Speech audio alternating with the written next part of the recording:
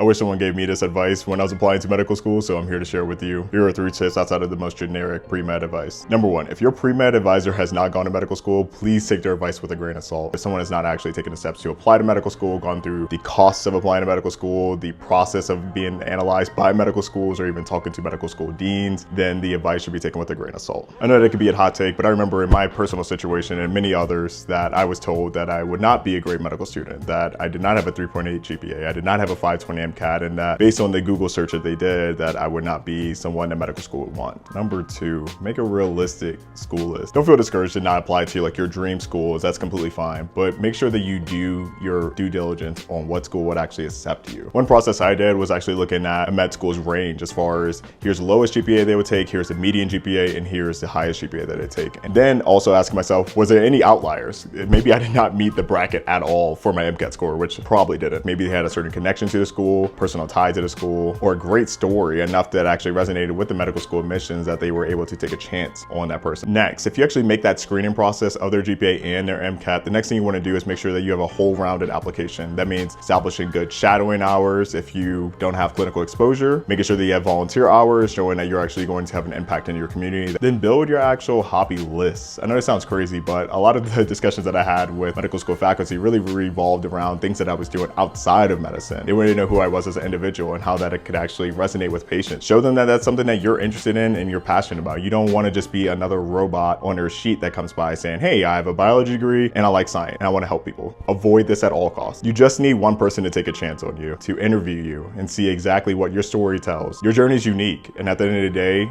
you are exactly what med school is looking for. That can resonate with patients, that can resonate with family members. Don't take your experience for granted. And number 3, do not believe everything that you see on Reddit or Student Doctor Network. It's always key to remember that a lot of people on social media fabricate their stories in order to make themselves look better, and also only share their successes in order to avoid the failures so that you think that they're just an ultra success. The truth is, no one is perfect, and med school is actually just looking for you. And if a medical school does not like your background, they don't like what you stand for, then that's completely fine. Then that just means that you're both not meant for each other. But there's going to be a medical school that's going to take that chance on you and sees the beauty of actually accepting a student like you and seeing how that can actually impact the world for the better. Outside of the fantasization of what medical school actually looks like, the truth is the application process is very grueling. It's very expensive, and no one is perfect. Do not compare yourself to anyone else's story, anyone else's journey. Don't care if that person got to that school or that school. Wherever you have the opportunity to get into medical school, take it, and if it's something that's good for you, run with it. The most important element out of all this is that you're here to become a physician. You're not here to be just a resume that's just full of accolades. You chose this path to actually help people in their most vulnerable situation. Never let external influences decide what you were actually meant to do.